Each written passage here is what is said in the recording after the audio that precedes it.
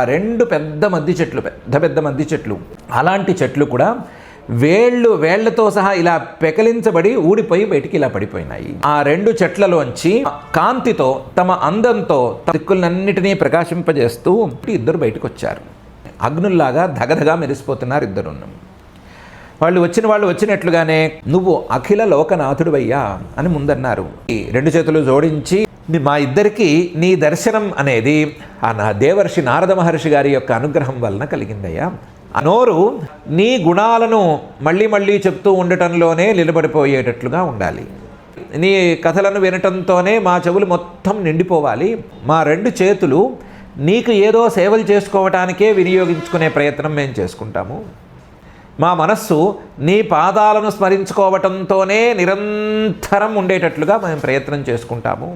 ఈ జగత్తు మొత్తం నీ నివాస స్థానం అని అనుకుని ఈ ప్రపంచాన్ని మొత్తాన్ని నీ దేవాలయం కింద భావించి ఈ ప్రపంచానికే నమస్కారం చేసేట్లుగా మేము మా తలకాయని వంచుకుంటాము. మా చూపుల్ని ఎప్పుడూ నీ మీద ఉంచుకుంటామని చెప్పాలి, కానీ నువ్వు ఎప్పుడు కనిపించవు కదా. ఏదో మా అదృష్టం కొద్దీ దేవర్షి నారద మహర్షి గారి అనుగ్రహం కొద్దీ నిన్ను చూశాం, కానీ ఎప్పుడూ నిన్ను చూడడం అనేది అయ్యే పని కాదు కదా. అందువల్ల నీ యొక్క రూపాంతరాలైనటువంటి సత్పురుషుల యొక్క దర్శనం మీదే మా దృష్టి ఉండేటట్లుగా మేము ప్రయత్నం చేస్తాము. సర్వసమర్థుడు ఈరోజు మాత్రం గోకులేశ్వరుడిగా నటిస్తున్నటువంటి వాడు. గోకులేశ్వరుడు కూడా ఏమీ లేదు, తల్లికి కోపం వచ్చి రోటికి కట్టేస్తే ఆ రోలు అలాగే ఉంది, తాడు అలాగే ఉంది, అయ్యవారు అలాగే ఉన్నాడు. ఈ మూడు అలాగే ఉన్నాయి. నవ్వుతూ నలకూబరుణ్ణి మణిగ్రీవుణ్ణి ఇలా అన్నాడు.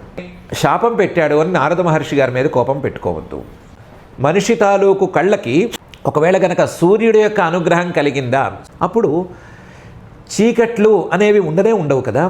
చీకట్లు అనేవి సూర్యుడి కాంతి ప్రసరించినప్పుడు ఎట్లాగైతే ఉండవో అలాగే మనిషి తాలూకు చూపులు సత్పురుషుల మీద పడ్డప్పుడు బంధం అనేది ఉండదు. ఓ నలకూబరా, ఓ మణిగ్రీవ, సాధనం ఇంటికి బయలుదేరండి. మీ ఇద్దరికీ నా మీద కాస్తంత భక్తి కుదిరింది. ఆ కుదిరిన భక్తిని నిలుపుకోండి, పెంచుకొని మళ్ళీ పునర్జన్మ లేకుండా ఉండటానికి పనికొచ్చేటువంటి భావం ఇది.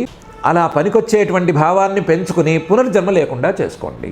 ఈ రకంగా పరమాత్మ చెప్పేసరికి వాళ్ళిద్దరూ ఒకసారి దండం పెట్టి పునః మళ్ళీ దండాలు పెట్టి మళ్ళీ ఈ రూపంలో దొరకద్దు, దండాలే మళ్ళీ పెట్టిన దండాలే మళ్ళీ పెట్టి ఆయన మాత్రం ఆ రోటికి తాడు కట్టుకుని అలాగే ఉన్నాడు, దాన్ని మార్చలేదు.